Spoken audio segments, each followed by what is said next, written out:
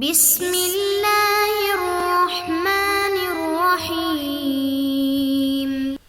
بسم اللہ الرحمن الرحیم۔ الحمد للہ رب العالمین والصلاة والسلام علی رسولہ محمد وآلہ واصحابہ اجمعین، اما بعد۔ درس نمبر 44۔ آج کے سبق کا عنوان ہے صحیح حدیث کے مراتب کی دوسری قسم اور تقسیم سبعی کی بحث۔ صحیح لذاتی ہی کی بحث چل رہی تھی۔ صحیح لذاتی ہی کی تعریف ہو گئی اور اس کا حکم بیان ہو گیا۔ اس کے بعد حافظ ابن حجر رحمۃ اللہ علیہ نے فرمایا تھا کہ صحیح حدیث کے مراتب میں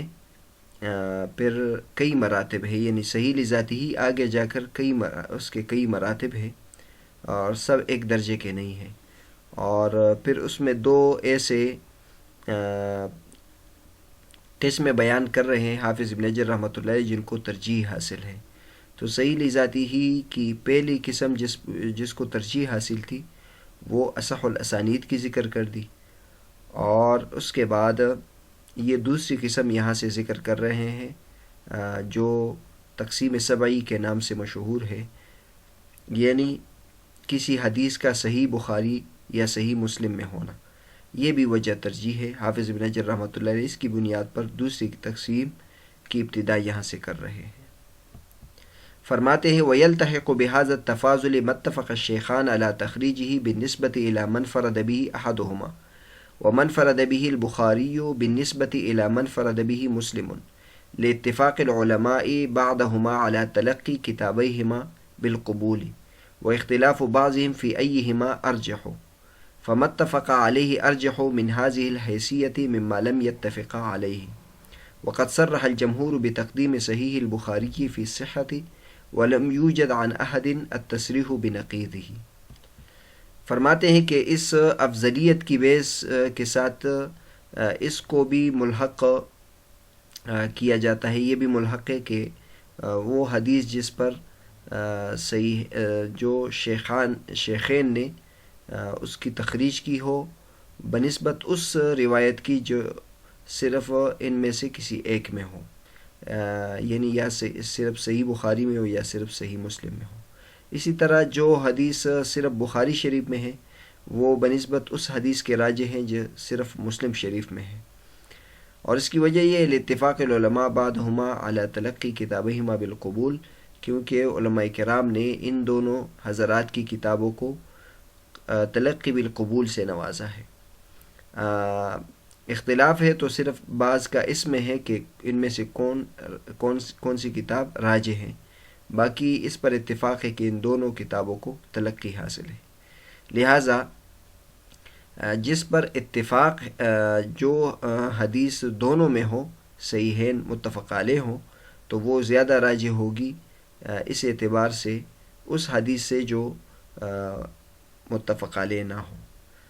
اور جمہور علماء کرام نے اس بات کی تصریح کی ہے کہ صحیح بخاری صحت میں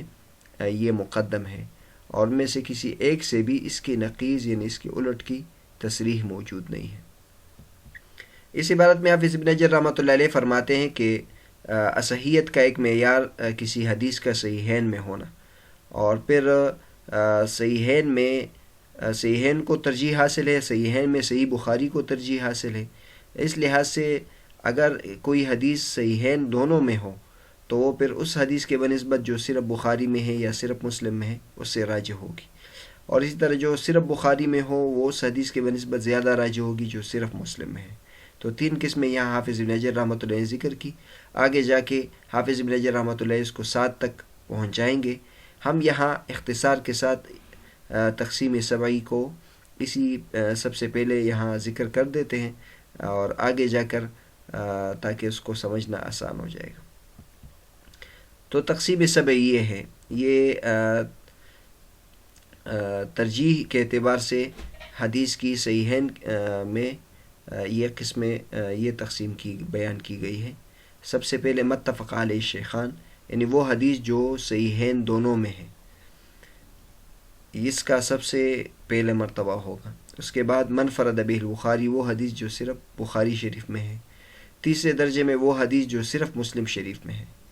چوتھے درجے میں وہ حدیث جو نہ بخاری میں ہے نہ مسلم میں ہے لیکن وہ شیخین کی شرط کے مطابق ہے،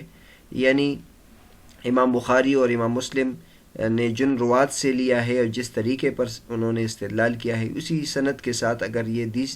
دیگر کسی کتاب میں ہے تو چوتھے نمبر پر اس کا مقام ہوگا۔ پانچویں نمبر پر اس کا مقام ہوگا جو صرف امام بخاری رحمۃ اللہ کے شرط کے موافق ہو، اور چھٹے نمبر پر یہ وہ حدیث جو صرف مسلم کی شرط کے مطابق ہو، اس کا چھٹا مرتبہ ہوگا۔ ساتویں نمبر پر وہ حدیث ہوگی جس کی سند صحیح ہے، اس کے روات میں صحیح کی تمام شرائط موجود ہے لیکن وہ نہ بخاری میں ہے نہ مسلم میں ہے اور نہ ان دونوں کی شرط کے مطابق ہے، یعنی دونوں کے اکٹھے شرط کے مطابق بھی نہیں ہے اور انفرادی طور پر بھی صرف بخاری اور صرف مسلم کی شرط کے مطابق بھی نہیں ہے، تو وہ ساتویں نمبر پر اس کا مقام ہوگا۔ تو یہ صحیح لذاتی ہی کی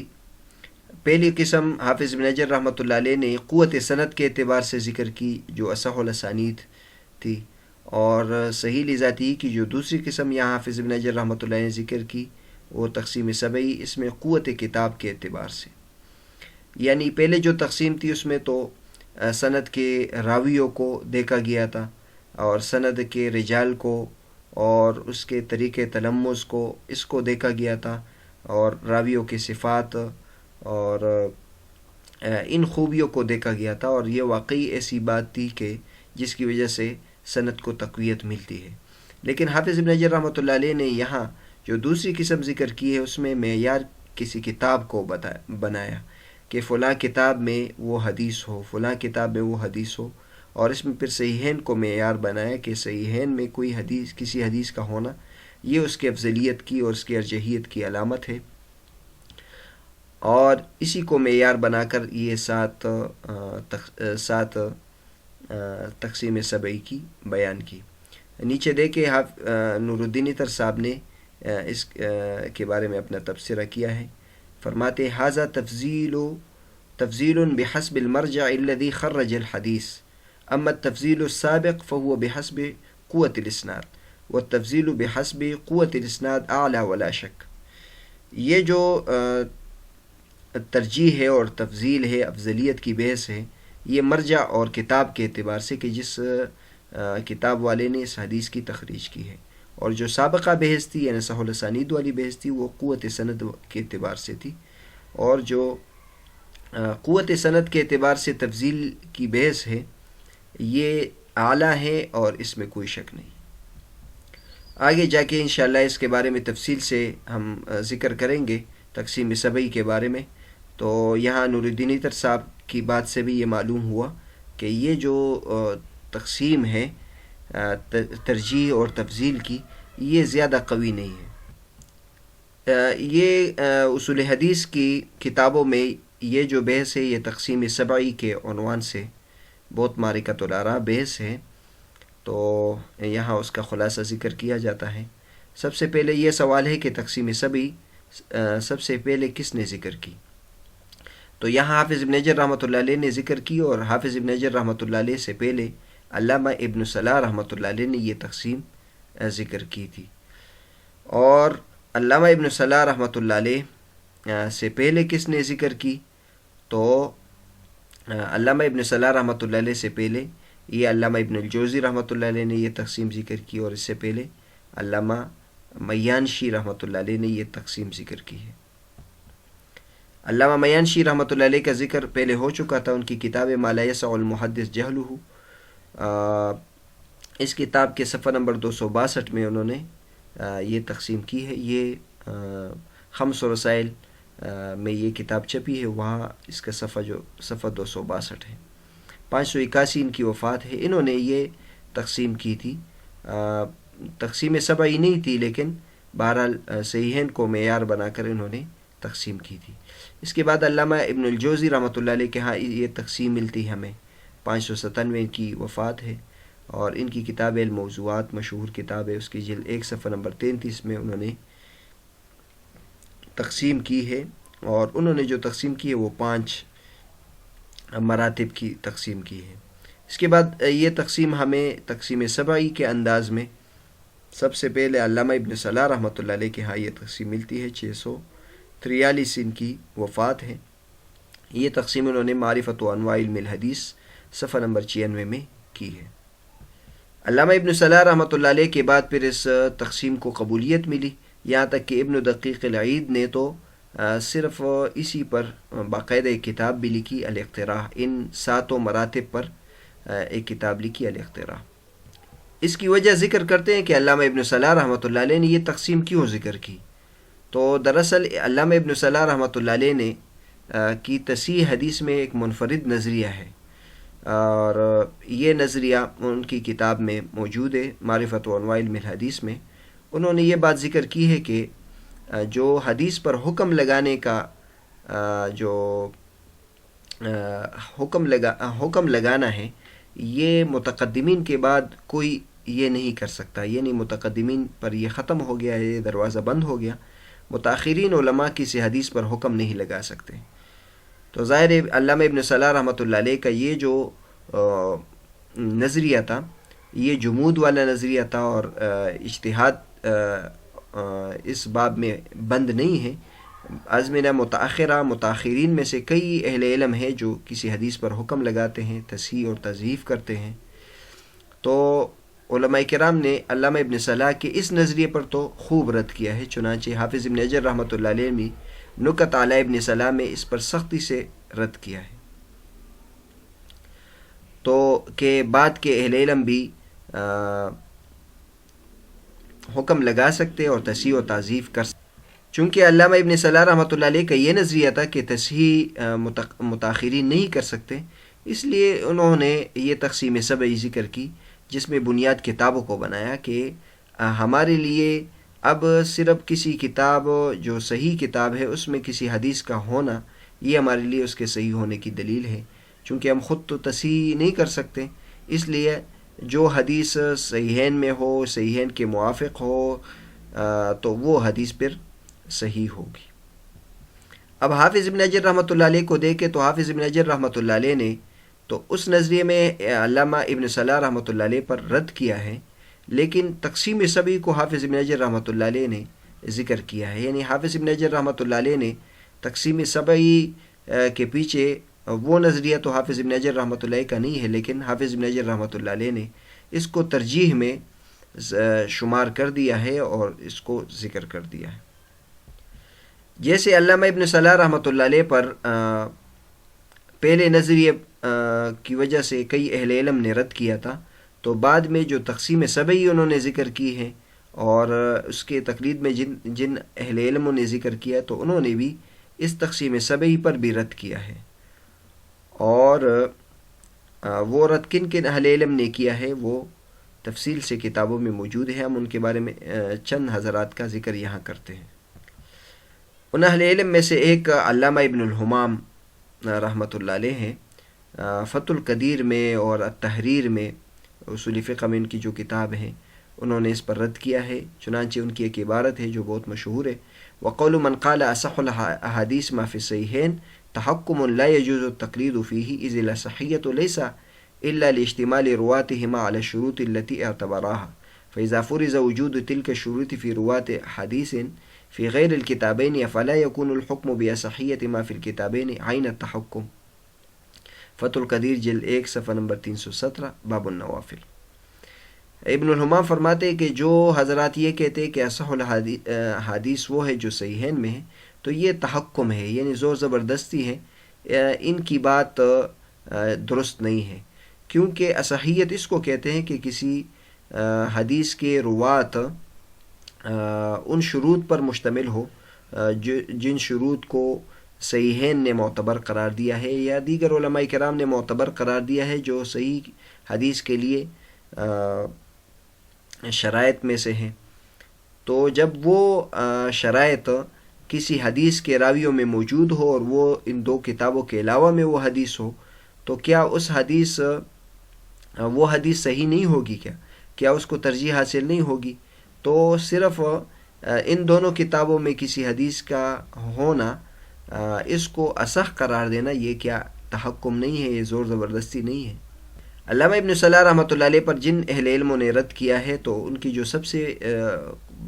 مضبوط دلیل وہ یہ ہے کہ یہ